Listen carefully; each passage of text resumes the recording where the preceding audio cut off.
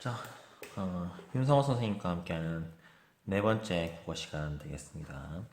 자, 지난 시간까지 우리가 윤서의 초고를 보면서 윤서가 앞선 페이지에서 수행하였던 내용 조직, 개요를 바탕으로 어떻게 초고를 작성하고 그리고 어떻게 고쳐 썼는지를 살펴보았습니다.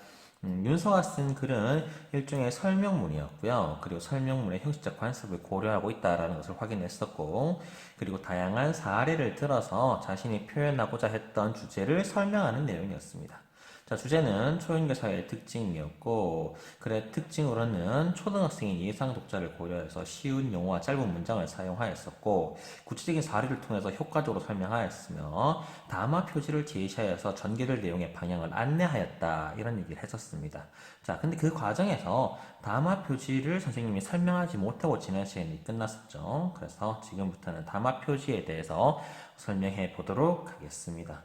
자, 다시 얘기하겠습니다. 담화 표지라고 하는 것은 그래서 다양하게 쓰여지는데 이번 단원에서 살펴볼 담화 표지는 주로 먼저, 또, 예를 들면, 지금까지, 하지만, 이처럼과 같은 단어들을 예로 들어보도록 하겠습니다.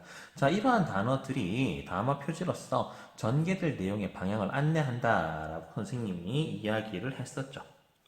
자, 그렇다면 구체적으로 담화 표지가 무엇인지 보도록 하겠습니다. 담화 표지란 대화의 또는 문장의 분위기나 하자의 감정 또는 의도를 표현하는 표지입니다.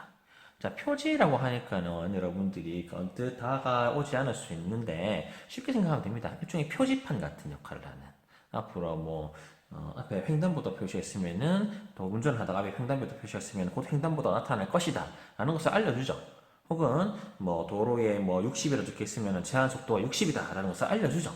그런 것들을 알려주는 기능을 한다라고 해서 담화 상황의 표지다라고 표현하는 겁니다. 자, 어떤 것들을 알려주냐? 다시 하겠습니다. 대화나 문장의 분위기, 화자의 감정이나 의도, 표현 등을 우리에게 알려주는 장치가 방금 봤던 세모친 부분들, 먼저, 또, 예를 들면, 지금까지, 하지만, 이처럼 등이 있다는 것이죠. 구체적으로 하나씩 보도록 하겠습니다. 먼저 같은 표현은 담화 표지로서 어떤 기능을 수행할까요? 병렬적으로 제시되는 내용 중 첫 번째임을 알려주는 담화 표시라는 겁니다. 우리가 좋아하는 면 요리를 생각해 보겠습니다. 여러분들 좋아하는 면 요리가 어떤 것들이 있죠? 자, 저 먼저 라면이 있을 수 있고, 다음으로는 짜장면이 있을 수 있고, 짬뽕이 있을 수 있고, 그 다음에는 스파게티 같은 게 있을 수도 있고, 콩국수가 있을 수도 있고, 다 좋습니다. 다 좋은데 그런 것들 어떻습니까? 면 요리 종류가 병렬적으로 제시되어 있죠. 자, 그렇게 병렬적으로 제시되는 내용 중 첫 번째를 얘기할 때 먼저라고 합니다.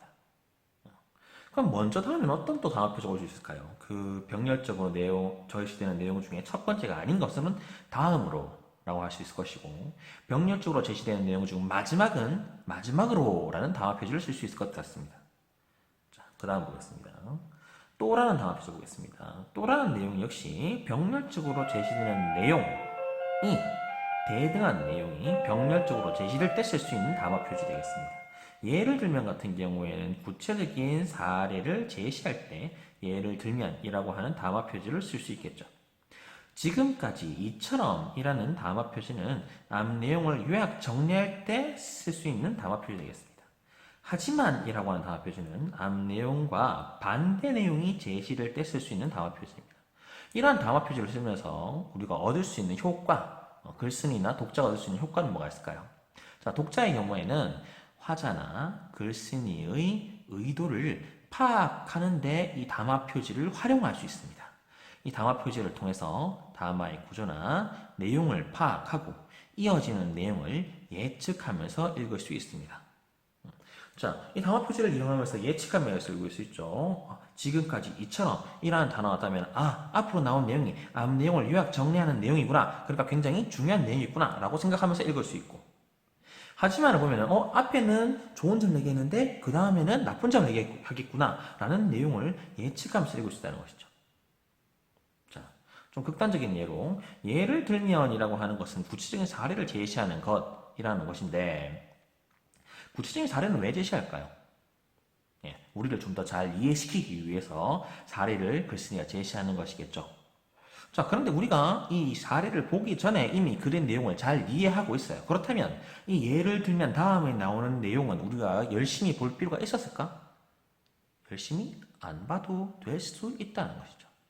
자, 약간 극단적인 얘기긴 하지만 이런 식으로 우리가 글의 내용을 예측하면서 읽고 글쓴이의 의도를 파악하면서 읽을 수 있기 때문에 글을 읽는 과정에서 담화 표지를 잘 활용할 수 있다는 것입니다. 자, 여기까지가 담화 표지와 관련된 내용이었습니다.